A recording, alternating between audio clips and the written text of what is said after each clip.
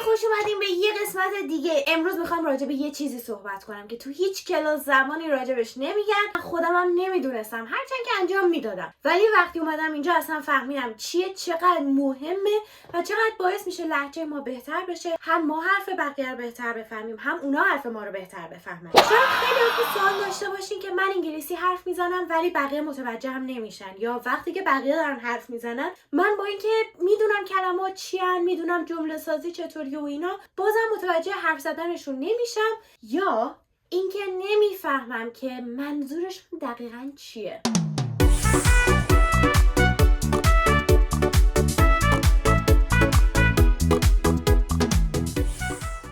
حالا امروز میخوایم راجع به مسئله به این مهمی صحبت کنیم که متاسفانه زیاد راجبش صحبت نمیشه. مسئله مهمی که امروز میخوایم راجبش بگیم اسمش هست thought groups، یعنی جمله های فکری، گروه هایی که فکرشون کامله یا گروه هایی که معنیاشون کامله. یکم بذار بیشتر بگم. توی هر جمله شاید یه جمله ما داشته باشیم 3 خط باشه. خب 2-3 تا فکر و ایده توی همون 2-3 خط شاید پنهان باشه و وجود داشته باشه و موقع صحبت کردن ما باید حواسمون باشه کجاهای جمله پاز بذاریم، یه مکس کوتاه کنیم تا هم بتونیم قشنگ بگیم که منظورمون چیه، اون چیزی که میخوایم روش تاکید کنیم دقیقاً توی جمله چیه، و همچنین بتونیم راحت‌تر و واضح‌تر صحبت کنیم. این اتفاق توی رایتینگ توسط کاما، نقطه و نقطه کاما میفته. میدونیم که برای کاما یه مکس کوتاه میکنیم، برای نقطه کاما یکم طولانی‌تر و برای نقطه طولانی تر از اونا. حالا میخوایم ببینیم که اینا رو چطور توی اسپیکینگ استفاده کنیم و توسط نیکول که قبلا هم باهاشون کلاس تلفظ داشتیم میخوایم ببینیم که این کار رو چطور تمرین کنیم. قراره هم ببینیم که توی جمله چطور استفاده کنیم، هم تمرین ببینیم، همین که شما با من تلفظ کنیم. بریم سراغ کوچ نیکول عزیزمون.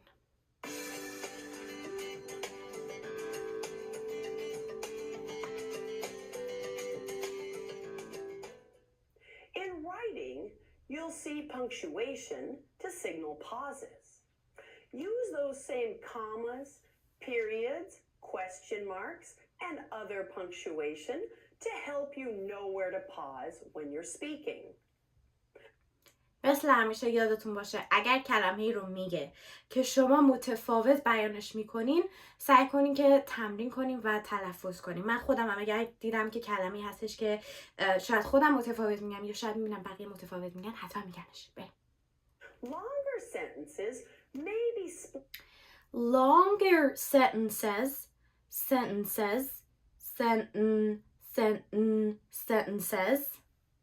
split into groups, and we may even pause in additional places to communicate what's most important. What's most important? Important.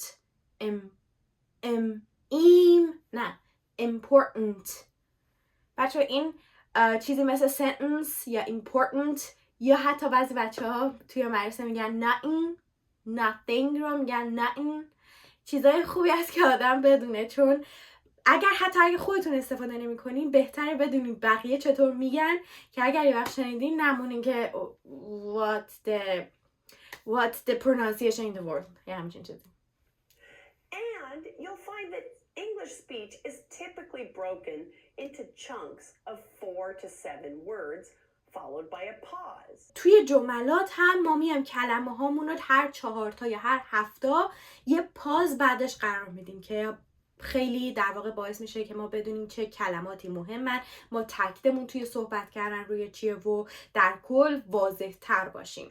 Now thought groups are these groupings of words, and you'll notice that it varies from speaker to It varies. من خودم وقتی ایران بودم فکر می‌کردم این vary هست ولی it varies. پس میگه که این thought groups یه قانون کلی نداریم، طورش نیست که بگم حتما بعد 4 تا کلمه تو باید پاس کنی و الا هیچ چی برو اصلا. نه، هر کسی فرق میکنه. بعضیا هستن تندتر حرف میزنن، بعضی هستن کندتر حرف میزنن، یا اصلا توی یک جمله شاید تاکید من روی یک کلمه فرق داشته باشه با تاکید یه نفر دیگه، شاید منظور اون با منظور من فرق داشته باشه. اما با گوش دادن به فیلم های متفاوت، با گوش دادن به نیتیو اسپیکر ها و در کل کسانی که خوب صحبت میکنن میتونیم متوجه بشیم که چه جاهایی معمولاً بعد از هر چند کلمه معمولاً یه پاز صورت میگیره. Speaker, how often they pause and where they group their words. There aren't always specific rules for exactly where to pause, but you will get a feel. اینجا رو شنیدیم؟ There aren't always specific rules for exactly where to pause. Where to pause. Where to pause. Where to pause. So we know that the reason that we are doing this and we're having the thought groups is to draw the listener's attention to our speech and what is important in our speech. و دلیل این مکس ها برای اینه که بتونیم در واقع توجه شنوندمون رو به اون چیزی که توی حرفمون مهم هست جلب کنیم. بریم ببینیم. Now I'd like to take a look at some famous quotes, paying close attention to where the pauses fall. Success is not the key to happiness. Happiness is the key to success. If you love what you're doing, you will be successful. In this quote, you'll see that the pauses may be obvious. You'll note that there are periods and commas that tell us where to automatically pause with our voice. But there also may be additional pauses when the speaker wants to emphasize something important. Now, پس میگه توی این کوتی که میبینین در واقع بر اساس کاماها و بر اساس نقطه ها مشخصه کجاها ما باید پاز کنیم. اما منی که دارم اینو میگم شاید روی کلمه هایی بخوام بیشتر تاکید کنم، پس از اون پازهای بیشتر استفاده میکنم. to take a look at two different ways we can choose to pause in this quote. خب حالا این خانم میخواد الان در واقع کوچ نیکول میخواد برامون دو روش مختلفی که امکان داره این خونده بشه رو بگه. قبلش بذارین ما تمرین کنیم. خب اول من میگم شما هم بگین و بعد میریم ببینیم که کوچ نیکول چطور اینا رو میگه. Success is not the key to happiness. Happiness is the key to success. If you love what you're doing, you will be successful. Or if you love what you're doing, you will be successful. خیلی خوب. این در واقع تمرین من بود. طرزی که اگه من میخواستم بگم میگفتم پس بعد success میذاشتم، بعد happiness، بعد happiness بعدی هم میذاشتم، بعد success و بعد doing و بعد successful. How about you? Try it out. Okay, whenever you're ready, let's go. Different ways we quote. Success is not the key to happiness. Pause. Where you see the red slash mark is where a pause will fall.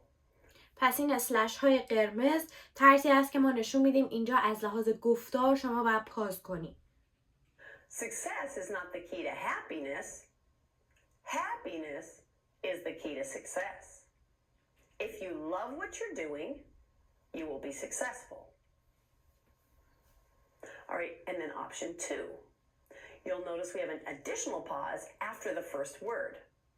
Success is not the key to happiness. Happiness is the key to success. If you love what you're doing, you will be successful. Okay, so which one of these was most likely close to what you said? کدومش نزدیکتر به اون چیزی بود که شما گفتین؟ و اگر زیاد پاز کردین یعنی اگر بعد هر کلمه‌ای بعد هر دو تا کلمه پاز کردین زیاد نمیتونه جالب باشه، چون این نشون میده که موقع صحبت کردن شما نمیتونین زیاد روون صحبت کنین و خب تمرین باید بکنیم روی thought groups که من آخرین ویدیو خودم میگم چطور تمرین کنیم. اما اگر خیلی طولانی بودین که البته نمیشد روی این خیلی طولانی بود چون خودش نقطه داره کاما داره که میتونه بهمون کمک کنه، اما حالا اگر یه وقت یه جمله داشتین که خیلی طولانی بود نقطه و کاما هم نداشت و شما همینجور واسه خودتون رفتین، بدونین که زیاد کار جالبی اونم نیست چون گیج کننده است و اصلا بعضی وقتا آدم گم میشه حالا منظورت چیه، رو چی تاکید داشتی. پس حواستون باشه. ترجمه جمله رو هم بگیم. موفقیت کلید خوشحالی نیست. خوشحالی کلید موفقیته. اگر شما کاری که میکنین رو دوست دارین موفق خواهید شد. خب از اینم معنی جمله بود. حالا بریم یه مثال دیگه. Alright, let's take a look at another one. How might we pause here? Okay, so to me it would be happiness is when what you think, what you say, and what you do are in harmony. پس بعد happiness داشت happiness. This is how I would say it. Happiness is when what you think, what you say, and what you do are in harmony. پس بعد از happiness میذارم. بعد از is when. بعد از تقریبا think. بعد از say. بعد از what you do. بعد از do. و بعد از harmony. Happiness is when what you think, what you say, and what you do are in harmony.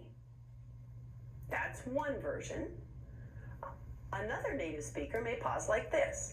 Happiness is when what you think, what you say, and what you do are in harmony. Okay, so mine was more likely close to the second one. How is yours? Which one was more you? Okay, so consider it. You'll notice the second one has an additional pause after the first word happiness because I really want to focus on the concept of happiness. Now that you're getting a feel for pausing, I want you to try saying out loud some famous quotes. But before you do, take a moment to analyze the quote first. Where do you think you're going to pause? Make sure to say it out loud so you can get a good feel for it. And one خب برای تمرین بعدی میخواد چند تا فیمس کوت دیگه بنویسه. میگه قبل از اینکه مطمئن باشین چی میخواین، چه جوری میخواین بگین، یه بار بخونینش و ببینین که کجاها تأکیدش بیشتره، چه کلماتی تأکیدشون بیشتره و ببینین که چطور پاس کنین بهتره. Once you've done that, I'll go ahead and give you a couple of versions of where I would pause. Okay, so I go first and you also. So, okay. Even death is not to be feared by one who has lived wisely. پس even death is not, بعد از death میذارم یه slash, is not to be feared by, is not to be feared, بعد feared میذارم by one who has lived wisely. و در آخر.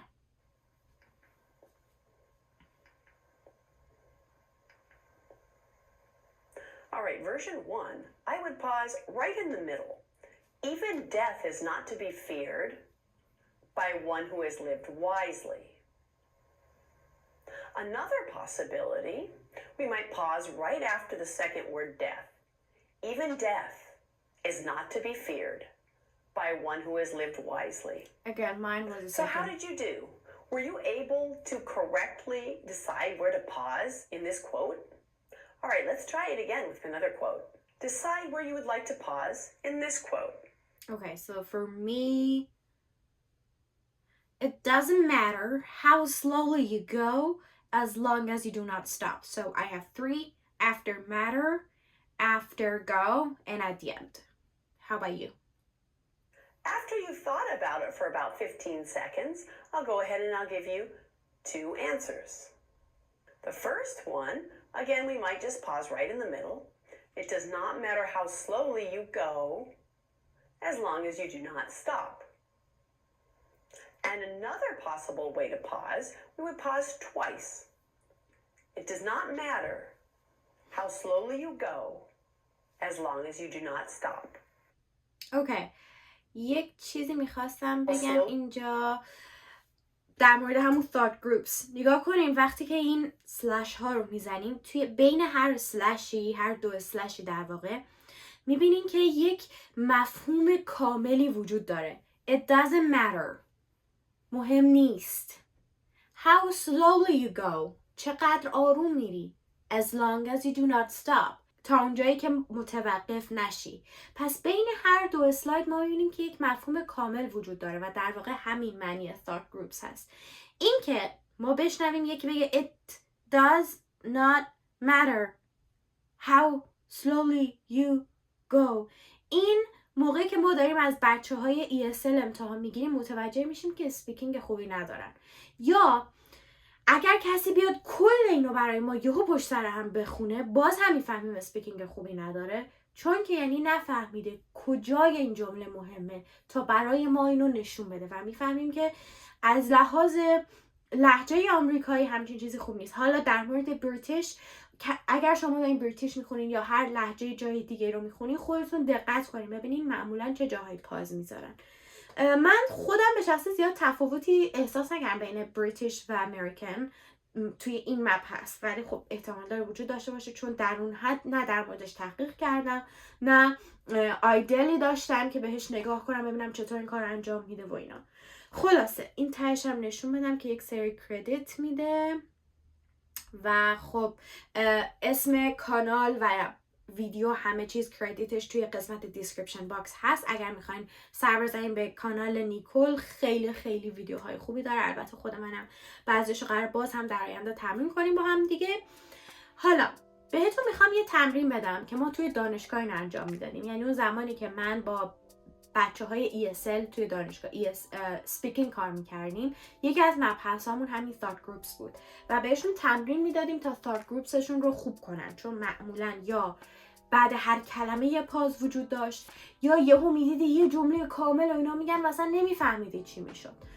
و تمرینش اینطور بود که اول از همه ما یه متن بهشون میدادیم، متنی که مثلا یه پاراگراف داشت در همین حد و چیزی بود که اونا علاقه شون بود، حالا در مورد رشتهشون میتونست باشه یا یه هابی که دوست داشتن و ما اینا رو تایم میگرفتیم که چقدر میخونن و این طرف شروع میکرد از کلمه اول تا کلمه آخر میخوندش. بعد این تایم رو میگرفتیم بدون اینکه اصلا بهش بگیم thought groups چی هست، ما این کار میکردیم. در واقع اینا پری تست بود و شما هم همین کار کنین، یا پاراگراف پیدا کنین بخونین و ضبطش کنین. حالا اب نداره که میدونین thought groups چیه. اما بعد از اینکه این کار میکردیم تکلیفشون این بود که برن به صدای خودشون گوش بدن و ببینن که هر جایی که پاز میکردن توی اون پاراگراف یه اسلش بذارن.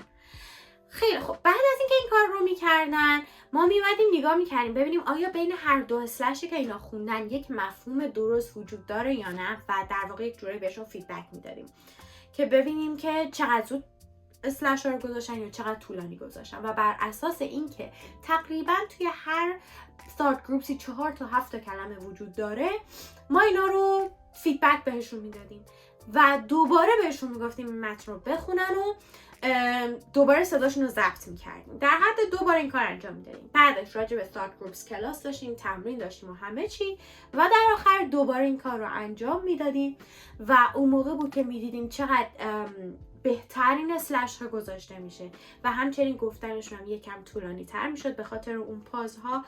و این حالا نوشتن بود، یعنی یک چیزی بود که باید میخوندن. حالا میرفتیم توی صحبت کردن.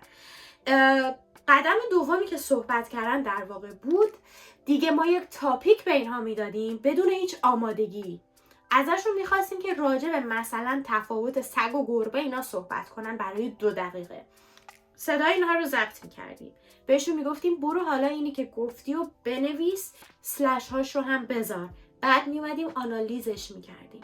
بعد از اینکه اینو گفتیم دوباره میگفتیم راجع به سگ و گربه توضیح بده چه تفاوتایی این دوتا دارن و این دفعه بود که بازم که ضبطشون میکردیم و باید دوباره مینوشتن تفاوتی میدیدیم بین اینا و تا جایی که اینها بهتر و بهتر تا جای قابل قبول خوب بشن ازشون میخواستیم تفاوت سگ و گربه رو بگن. زمانی که دیگه خوب میشد میرفتیم سر تاپیک جدید و تا زمانی که ما ببینیم مثلا اگر که طی 2 هفته ما این کار رو داشتیم انجام میدادیم، توی 2 هفته اگر اون مقدار قابل قبول اینا thought groupsشون بهتر شده بود که چقدر خوب، اگر نه باز باید در طول سمستر تمرین انجام میدادن. پس این تمرینی هستش که برای این کار در واقع خوب هست و شما هم میتونید توی خونه انجام بدین. راحته، اگر دوست دارین نشونه کسی دیگه بدین که خیلی هم عالی، اما اگر کسی هم نیستش که نظارت داشته باشه قطعا خودتون میتونین انجام بدین. و برای اینکه درک بهتری داشته باشین thought groups ها رو چه جایی انجام بدین، فیلم ببینین، سریال ببینین، اخبار گوش بدین. اخبار خیلی خوبه چون که اونها سعی میکنن روی یک کلماتی، روی یک موضوعاتی تاکید کنن، پس خیلی thought groups های خوبی استفاده میکنن. و مثل همیشه یادتون نره اگر این ویدیو رو دوست داشتین لطفا لایکش کنین. اگه سابسکرایب نکردین حتما این کار انجام بدین و تا قسمت بعد فعلا